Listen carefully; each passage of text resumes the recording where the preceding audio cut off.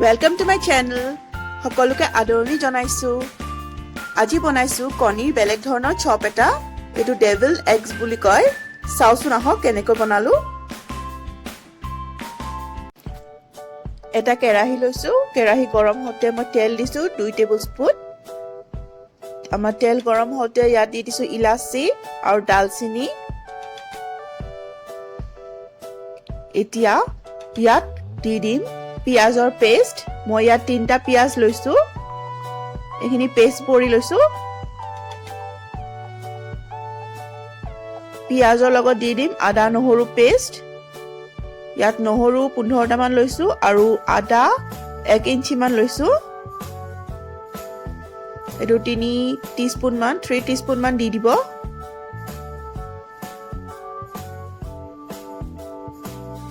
এখিনি ভালকৈ লৰাই দিব যেতিয়ালৈকে কেঁচা গুণটো না যায়। কানে পিয়াজৰ বৰ বেয়া কেঁচা গুণ এটা থাকে নহলে।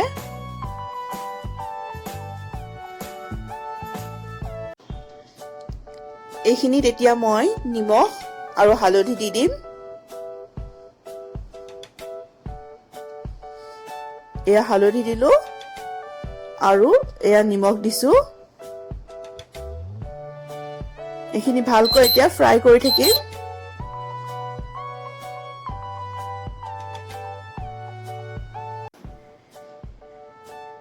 ইয়াত এতিয়া দিছো কেচ মছলা, কেচৰ মিট মছলা এচামুচ আৰু লগতে দিম জিৰা গুৰি এচামুচ। দি আমি এখিনি ভালকৈ মিক্স কৰি দিছো।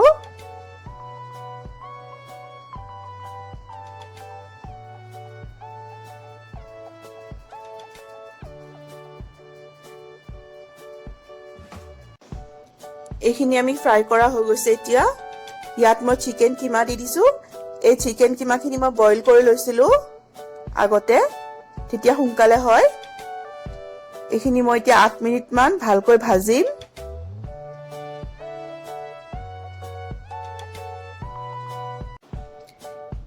এতিয়া ইয়াতে এটা কণীৰ কুহুম দি দিছো, বইল কৰা কণীৰ। এইখিনি ভালকৈ মিক্স কৰি দিছো। আপোনালোকে 2টা মানো দিব পাৰে কুহুম। লগতে দিছো 1 পিঞ্চ সুগাৰ। এটো নিদিলেও হয়, একো নাই, টেষ্টৰ কাৰণে মই দিছো।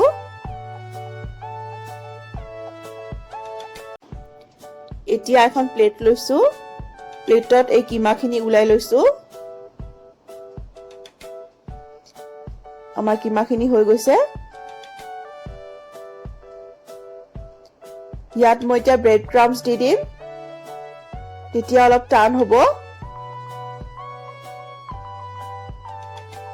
এইখিনি ভালকৈ মিক্স কৰি দিম।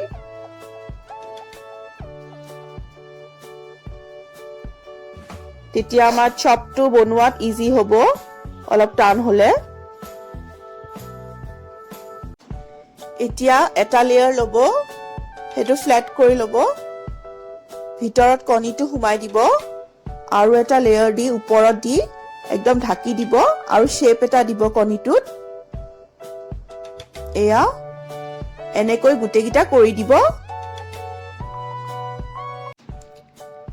এতিয়া মই এনেকুৱা চপৰ লাৰু এটা লৈ লৈছো। এইটো মই এতিয়া কণীত ডিপ কৰিছো। ভালকৈ গুটে সাইডে কৰিব। তাৰপিছত ব্ৰেড ক্ৰাম্বছ দি দিছো।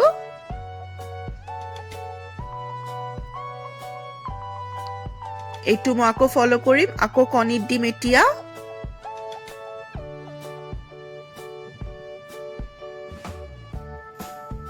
এয়া মই কণীত দিলো।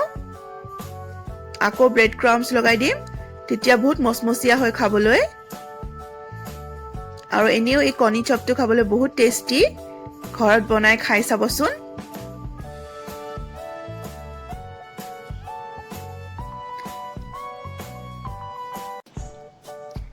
এতিয়া কেৰাহী এখনত তেল লৈছো চপকিটা ভাজিবলৈ।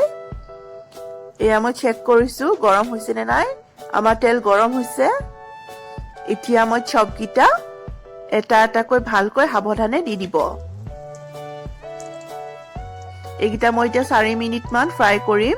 যেতিয়ালৈকে ধুনীয়া গোল্ডেন কালাৰ এটা নাহে।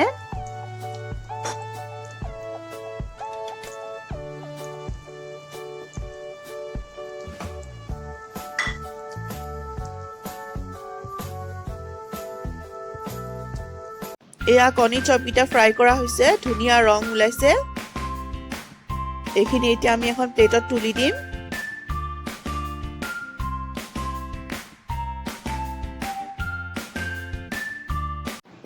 এয়া মোৰ ডেভিল এগ চপটো ৰেডি হৈ গৈছে। আজিৰ ৰেচিপিটো কেনেকুৱা লাগিল আপোনালোকৰ? ঘৰত এনেকৈ বনাই চাবচোন।